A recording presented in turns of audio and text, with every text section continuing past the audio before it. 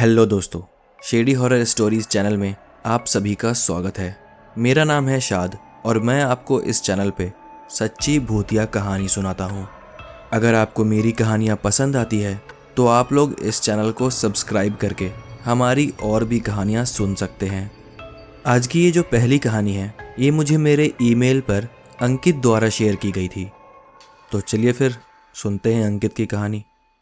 Hello भाई, अभी अभी मैंने आपका चैनल देखा तो मैंने सोचा मैं आपको अपने पापा के साथ घटी एक घटना बताऊं।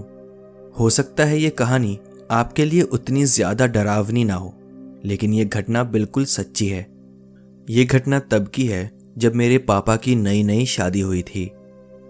पापा की शादी 1991 में हुई और शादी होने के 6 महीने बाद ही वो काम के लिए गांव छोड़कर मुंबई चले गए थे। तब वो करीब 20-21 साल के ही थे। मुंबई में जाकर वो एक कारपेंटर का काम किया करते थे। जब वो मुंबई में गए थे तब तो वो लेबर लोगों के साथ शेयरिंग में कमरा लेकर रहते थे।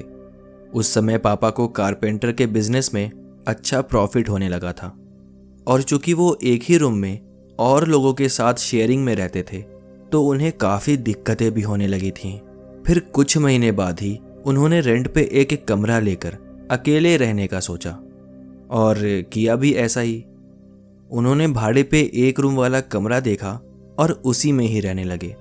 पापा ग्राउंड फ्लोर पे रहते थे और जो मकान मालिक था वो फर्स्ट फ्लोर पे। जब वो अपने नए घर में आए तो उसी दिन उनके रूम के बाहर एक बच्चा खाना देने आया।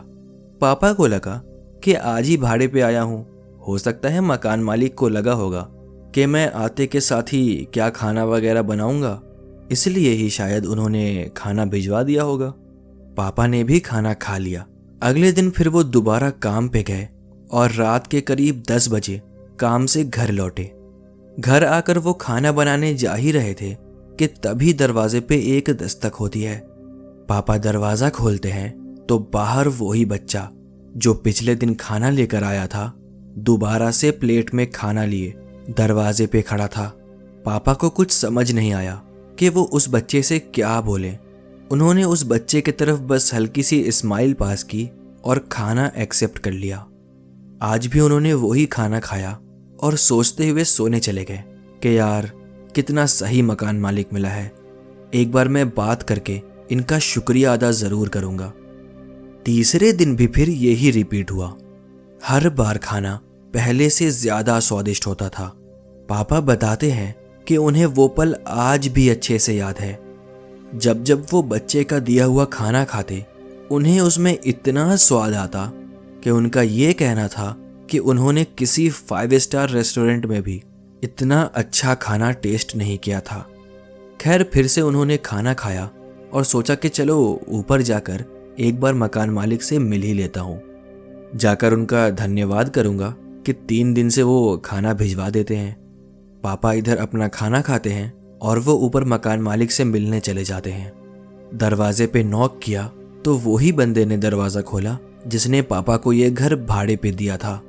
उसने पापा को अंदर बुलाया और पापा भी अंदर जाकर कुछ देर बैठे रहे। उस मकान मालिक की बीवी ने पापा के लिए चाय लेकर आई। तभी फिर बातों बातों में ही पापा ने अपने मकान मालिक से बोला, अरे भाई साहब, आपका बेटा नहीं दिख रहा। वो आदमी पापा की ये बात सुनकर पापा को एकदम अजीब सा रिएक्शन देने लगा। कुछ देर सोचकर वो आदमी सवाल भरे लहजे में सामने से बोला, मेरा बेटा? मेरा तो कोई बेटा नहीं है। पापा को लगा कि वो मजाक कर रहा है। पापा हंसने लगे। तभी वो आदमी सीरियस होकर बोलने लगा कि आपने ऐसा क्यों पूछा कि मेरा बेटा नहीं दिख रहा? तब जाकर पापा ने वापस अपने मकान मालिक से बोला, आप ही तो 3 दिन से अपने बेटे के हाथों खाना भिजवा रहे हो। अगर वो खाना आप नहीं भिजवा रहे तो वो कौन बच्चा है जो खाना लेकर हर रोज मेरे दरवाजे पर खड़ा रहता है? इस बात पे वो मकान मालिक ने कोई भी खाना भिजवाने से साफ मना कर दिया। पापा ने अपनी बात रखने के लिए उसे नीचे लेकर आए। पापा उसे वो प्लेट और बर्तन दिखाना चाहते थे जिस बर्तन में पापा को खाना लाकर दिया जाता था। नीचे आकर जब पापा किचन में गए, अब वहां कोई बर्तन नहीं था। पर ऐसा कैसे हो सकता था? अभी अभी आधे घंटे पहले ही उनके पास वो छोटा बच्चा खाना लेकर आया था और बर्तन आखिर कैसे गायब हो सकते थे। पापा जब ऊपर गए थे तो वो अपना रूम बाहर से ताला लगाकर ऊपर गए थे। पापा को और साथ ही उस मकान मालिक को कुछ समझ नहीं आ रहा था कि उन दोनों के साथ आखिर ये हो क्या रहा है। खैर उस रात वहां पे बात आई गई हो गई जब वो मकान मालिक ऊपर सोने गया और इधर पापा भी परेशान होकर सोचते हुए सोने चले गए। अगली सुबह जब पापा उठे तो किचन में जाते के साथ ही वहां जो किचन का स्लैब होता है वहां अखबार के वर्ड्स को काट काट कर एक लाइन लिखी गई थी, अगर तुम इस खाने का जिक्र किसी के सामने ना करते तो तुम्हें मैं धीरे धीरे इन सबसे ज्यादा मालदार बना देता। ये चीज पापा ने मकान मालिक को दिखाई। समझ तो उस मकान मालिक को भी आ गया था कि पापा वाले कमरे में कुछ ठीक नहीं है, लेकिन वो अपने घर को भूतिया नहीं साबित करवाना चाहता था। वो उल्टा पापा को ही बोलने लगा कि मेरे पापा कुछ भी कहानियां बना रहे हैं और मेरे पापा ही पागल हैं। खैर पापा क्या ही उससे बहस करते। उन्होंने उसी दिन वो घर को छोड़ दिया और कुछ समय के लिए वापस गांव आ गए। गांव में जब ये बात पापा ने बताई तब ये बात कानों कान बहुत लोगों को पता चली। ज्यादातर लोगों का कहना था कि नीचे वाला कमरा किराएदारों के लिए बना था और जब तक उसमें तुम नहीं गए थे, यानी कि मेरे पापा, तब तक वो कमरा खाली था और बंद था। हो ना हो वहां पहले से ही एक जिन रहता होगा और ऐसा काम ज्यादातर जिन्नात ही किया करते हैं। आज की ये दूसरी कहानी हमसे समीर ने शेयर करी है। बहुत बहुत शुक्रिया समीर अपनी कहानी हम तक पहुंचाने के लिए। समीर का कहना है कि वो 18 साल का है और ये घटना उसके साथ 1 साल पहले ही घटी थी जब वो 17 साल का था। तो आगे की कहानी आप लोग समीर के पॉइंट ऑफ व्यू से सुनेंगे। अभी पिछले ही साल की बात है। हमारे गांव में छठ की पूजा खूब जोरों शोर से मनाई जाती है और मेरे घर के ठीक सामने ही एक तालाब है। तो पहले तो छठ पूजा इसी तालाब से लगकर होती थी, लेकिन बीते कुछ सालों में ये तालाब पूरा सूख चुका है। तो अब छठ की पूजा यहाँ पर ना होकर दूसरे गांव में जो तालाब है वहाँ होने लगी है, जिसे हम लोग पोखर भी बोलते हैं। हुआ कुछ ऐसा था कि मैं पिछले 2 दिन से अपने बड़े भाई के साथ पूजा देखने जाता था। ठंडी का मौसम था, फिर भी हम लोग जैकेट वगैरह पहनकर पूजा देखने चले जाते थे। और जब हम लोग दूसरे दिन रात को पूजा देखने गए तो वहाँ से आने के बाद मेरा बड़ा भाई बहुत ज़्यादा बीमार हो गया। उसकी पूरी बॉडी में दर्द और साथ साथ फीवर भी आ गया था। आज की पूजा आखिरी थी तो घर वालों के मना करने के बावजूद मैंने स्वेटर डाली, मोबाइल का फ्लैश ऑन किया और अकेले ही घर से 12 बजे करीब मैं छठ की पूजा देखने निकल गया। वहाँ तो मैं सही सलामत पहुँच गया क्योंकि मेरे साथ साथ और भी कई बंदे उस गांव में छठ की पूजा देखने जा रहे थे। वहाँ जाकर तो मैंने बहुत मस्ती मजाक किया, एंजॉय किया, वीडियोस बनाए। फिर 3 बजे तक मेरी एज के सभी लड़के वहाँ से जा चुके थे। मैं भी फिर वहाँ अकेला बोर होने लगा, इसलिए फिर मैं वहाँ से घर के लिए निकल गया। वहाँ से कुछ दूर आ जाने के बाद मैंने नोटिस किया कि अब सब कुछ एकदम शांत हो चुका था। जो रास्ता मेरे घर के तरफ जाता था वहाँ एक तरफ तो पूरा खेत था और दूसरे तरफ इक्का दुक्का दुकान थी, वो भी इस समय सब बंद हो चुकी थी। जहाँ अभी थोड़ी देर पहले मैं सैकड़ों लोगों के बीच था, वहीं अब मेरे घर जाने वाले रास्ते में एक भी इंसान का नामो निशान नहीं था। मोबाइल के फ्लैश का ही सहारा लेकर मैं घर के करीब आ चुका था। जब मेरा घर करीब 200 मीटर के फासले पर था तब थोड़ी दूर पे मुझे एक कुत्ता आता हुआ दिखाई दिया। वो लंगड़ा कर चल रहा था। यहाँ तक कि मेरे दिमाग में कुछ भी ऐसा भूत प्रेत जैसा कुछ भी नहीं था। लेकिन तभी मैं देखता हूँ कि वो कुत्ता नीचे खेत में उतरा और खेत में जाते साथ ही वो मेरी आंखों से ओझल हो गया।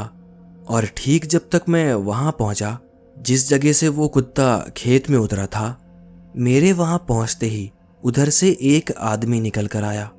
उसे देखकर मेरे बदन में एक सनसनी दौड़ गई। पता नहीं, लेकिन उसके चेहरे में ही एक खौफ था। गर्दन तक लटके उसके घुंघरैले बाल, शक्ल ऐसी काली जैसे दिन भर धूप में ही रहता हो, और ठीक उस कुत्ते की तरह ही वो भी लंगड़ा कर ही चल रहा था। वो मेरे ठीक पीछे आया और मेरे साथ ही चलने लगा। मेरे दिल में अब डर बढ़ता चला गया, लेकिन मैं उसके सामने एकदम नॉर्मल रिएक्ट कर रहा था, मानो मुझे उसके होने ना होने से कोई फर्क ही ना पड़ रहा हो। लेकिन मेरे अंदर जो डर के हालात थे वो मुझे ही पता था। चलते चलते ही मैं थोड़ा धीरे चलने लगा कि वो मुझसे आगे निकल जाए, लेकिन नहीं, मेरे साथ साथ उसने भी अपने चलने की स्पीड धीमी कर ली। मैंने घबराकर उसके शक्ल पे मोबाइल की फ्लैश मार दी, और यही मेरी सबसे बड़ी भूल थी। जब उसके चेहरे पर फ्लैश पड़ी तो मैंने देखा उसकी आंख ही नहीं थी, और साथ साथ बड़ी बड़ी सी उलझी हुई दाढ़ी, गर्दन तक लटकते घने काले बाल, शक्ल काली। उसे देखकर ही मेरी चीख निकल गई। मेरा पूरा जिस्म कांप उठा। घर ज्यादा दूर नहीं था, तो मैं जितनी स्पीड से भाग सकता था मैं भागने लगा। मेरे भागते साथ ही वो भी मेरे पीछे दौड़ पड़ा। जैसे तैसे मैंने दौड़ने में अपनी पूरी जान लगा दी। 1 मिनट के अंदर ही मैं अपने घर पे था, और वो भी ठीक मेरे घर से 10 से 15 कदम पीछे ही रुक गया, जैसे उसे पता हो कि मेरा घर आ चुका है। वो कोई इंसान नहीं हो सकता, बिना आंख के कोई मेरे पीछे नहीं दौड़ सकता, और एक लंगड़ाने वाला इंसान जो ठीक से चल भी नहीं सकता, वो इतनी तेजी के साथ कैसे दौड़ सकता था। खैर, मैं घर पहुंचते साथ ही जोर जोर से चिल्लाकर दरवाजा पीटने लगा। दरवाजा मम्मी ने खोला था, और दरवाजा खुलते के साथ ही मैं अंदर घुसा और अंदर से दरवाजा बंद कर लिया। थोड़ा शांत होने के बाद तब मैंने घर वालों को सब बात बताई। यहाँ तक कि जब मैं घर वालों को सब कुछ बता रहा था तब भी मेरी जुबान तक कांप रही थी, इतना ज्यादा मैं डर चुका था। बहुत बहुत शुक्रिया समीर, अपनी कहानी हमसे शेयर करने के लिए। मैं लिटरली बस सोच ही सकता हूँ यार कि उस वक्त तुम्हारी हालात क्या रहे होंगे। बाकी मेरी कहानियाँ सुनने वाले व्यूअर्स से मैं इतना ही कहना चाहूँगा कि अगर आपको कभी भी ऐसी नेगेटिव एनर्जी की प्रेजेंस फील हो तो आप जिस भी रिलीजन से बिलोंग करते हो, ऊपर वाले का नाम ज़रूर लीजिएगा। इससे बहुत हद तक चांसेस है कि अगर आपके साथ कुछ ज़्यादा बुरा होने वाला हो तो वो उसी जगह पे टल सकता है। मतलब रियल में भी मैंने स्टोरीज़ वगैरह सुनी है अपने जानने वालों से, जो कि मुझे पता है झूठ नहीं बोलेंगे, और उनके चेहरे के एक्सप्रेशन से ना आपको पता लग जाता है कि कौन बंदा सच बोल रहा है और कौन झूठ। तो मोस्टली लोगों का भी यही कहना रहता है कि हाँ, मैंने गॉड को याद किया, अल्लाह को याद किया, भगवान को याद किया, उनका नाम लिया। सो यही है, जब भी ऐसी कोई सिचुएशन फील हो, महसूस हो, या फिर सामने से दिख जाए, तो अपने गॉड को याद करो, अपने भगवान, अल्लाह, जिस पे भी आप बिलीव करते हो उसको याद करो। तो इसी के साथ बढ़ते हैं अपनी तीसरी कहानी की तरफ। दोस्तों, आज की तीसरी और आखिरी कहानी हमसे मुजम्मिल ने शेयर करी है। मुजम्मिल भाई का कहना है कि ये वाक़या उनके साथ तब पेश आया जब वो दिल्ली में ओला कार चलाया करते थे। आगे की कहानी आप मुजम्मिल भाई के पॉइंट ऑफ व्यू से सुनेंगे। 2017 की बात है। मैं दिल्ली में त्रिलोकपुरी की तरफ अपनी गाड़ी लेकर खड़ा था। बता दूं कि तब मैं ओला के लिए अपनी गाड़ी चलाता था, और तब ओला नया नया ही आया था। खैर, जब मैं अपनी गाड़ी लेकर खड़ा था तभी मुझे एक राइड आती है। मैं राइड एक्सेप्ट करता हूँ और सवारी को लेने के लिए चल देता हूँ। जाकर देखा तो 3 लोगों की एक फैमिली थी। एक बाप था, एक माँ थी और एक छोटी बच्ची थी। उसकी उम्र करीब 13-14 साल रही होगी। तीनों गाड़ी में पीछे ही बैठे और उन्हें दिल्ली के एक हॉस्पिटल, हेड गवार हॉस्पिटल में जाना था। पीछे बैठे वो लोग बात कर रहे थे कि उनकी बच्ची को कौन से डॉक्टर को दिखाना है, और बच्ची को जो जो भी प्रॉब्लम है वो डॉक्टर को सही से बताना है। वो लोग पीछे बैठे नॉर्मली अपना बात कर रहे थे और मैं आराम से गाड़ी चला रहा था। गाड़ी करीब 8-10 किलोमीटर ही दूर चली होगी कि उनकी बच्ची ने अपनी आंख बंद कर ली। माँ बाप उसके पूछने लगे कि क्या हुआ, क्या हो रहा है तुम्हें, लेकिन उस लड़की के मुंह से एक शब्द भी ना निकला। दोनों ही माँ बाप इमोशनल होकर धीरे धीरे बहुत ज्यादा रोने लगे और मैं जितनी स्पीड से गाड़ी चला सकता था, मैं बिना रेड लाइट की परवाह किए गाड़ी भगाए जा रहा था। जिस तरह से उस लड़की के हालात थे, मैं समझ गया था कि शायद ये अब इस दुनिया में नहीं है। उसके पेरेंट्स भी शायद इस चीज को समझ चुके थे, लेकिन फिर भी वो तेज तेज रोते हुए बस मुझे बोले जा रहे थे कि मैं उन्हें जल्दी से जैसे तैसे हॉस्पिटल पहुंचाऊं। शायद वो लोगों को सदमा लगा था। वो लोग इस चीज को मानना नहीं चाहते थे कि शायद उनकी बेटी अब इस दुनिया में नहीं है। बस किसी तरह वो लोग हॉस्पिटल पहुंचना चाहते थे। मैंने भी गाड़ी भगाकर अगले 6-7 मिनट में ही उन्हें हॉस्पिटल के बाहर छोड़ दिया। जैसे तैसे ही वो लोग अपनी बच्ची को हॉस्पिटल के अंदर लेकर भागे और इधर मैं पूरे दिन फिर मैंने अपनी गाड़ी नहीं चलाई। रह रहकर मेरे दिमाग में उसके माँ बाप का रोता हुआ चेहरा सामने आए जा रहा था। मैं खुद भी जानता था कि शायद वो बच्ची ना बची हो, लेकिन फिर भी मैं ऊपर वाले से इस बच्ची के सलामती के लिए दुआ कर रहा था। रह रहकर बस उस लड़की का और उसके माँ बाप का चेहरा मेरे सामने आता जा रहा था। खैर वो दिन तो इधर उधर में बीत गया। अगले दिन जब मैं सुबह सुबह गाड़ी लेकर निकला तो जब मैंने रियर व्यू मिरर में देखा, मुझे वो ही बच्ची पिछले सीट पर बैठी नजर आई। एक पल को लगा ये मेरा वहम है और मैंने वहम समझकर इसे जाने दिया। तभी मेरी गाड़ी में से अजीब सी एक स्मेल आने लगी। फिर मैंने इसे भी अपना वहम माना और सोचा शायद बाहर कुछ कचरा वगैरह होगा, गाड़ी यहाँ से निकल जाएगी तो ये बदबू भी खत्म हो जाएगी। लेकिन ऐसा नहीं हुआ। फिर जब जब मैं रियर व्यू में देखता, मुझे वो ही लड़की मेरे तरफ घूरते हुए दिखती थी। वापस मैं अपनी गर्दन मोड़कर पीछे देखता, तब वहां कुछ भी नहीं होता था। ऐसा करीब आधे 1 घंटे तक चला। उसके बाद मैं एक चाय की दुकान पर उतरकर चाय पीने लगा। मैंने कॉल करके ये बात अपने भाई को बताई। उसका भी कहना यही था कि मैंने इस बात का सदमा ले लिया है और मुझे ही कल की बातों का वहम हो रहा होगा। लेकिन वहम और सच्चाई में मुझे अंतर पता था। ज्यादा ना सोचकर मैंने गाड़ी सीधा एक बड़ी सी मस्जिद की तरफ ले ली। वहां जाकर मैंने मौलवी साहब को सारी बातें बताई। तब जाकर वहां जितने भी मदरसे के बच्चे थे, उन्होंने कुरान पढ़कर मेरी गाड़ी पे दम किया और वहीं बैठे एक बुजुर्ग ने मुझे 2 तावीज़ भी बना कर दिया। एक तावीज़ तो मैंने खुद पहन ली और दूसरी मैंने गाड़ी के डैशबोर्ड पे लगा दी। वहां से जब मैं गाड़ी लेकर निकला, उसके बाद मैं बार बार रियर व्यू में देखता था, लेकिन उसके बाद से दोबारा ऐसा कुछ भी नहीं हुआ मेरे साथ। और तो और, अगर दुआ तावीज़ के बाद मुझे वो दिखना बंद हो गई तो इसका साफ साफ यही मतलब था कि इससे पहले जो कुछ मैं एक्सपीरियंस कर रहा था वो मेरा वहम नहीं बल्कि वो सच था। Thank you so much Muzammil भाई अपनी कहानी हमसे शेयर करने के लिए। एंड हॉरर स्टोरीज के सुनने वाले व्यूअर्स, आप लोगों को ये कहानी कैसी लगी नीचे कमेंट करके ज़रूर बताइएगा। बाकी आप लोग अपनी कहानी मुझे सेंड कर सकते हैं। नीचे डिस्क्रिप्शन में मेरी जीमेल होगी और मेरी इंस्टाग्राम की आईडी होगी।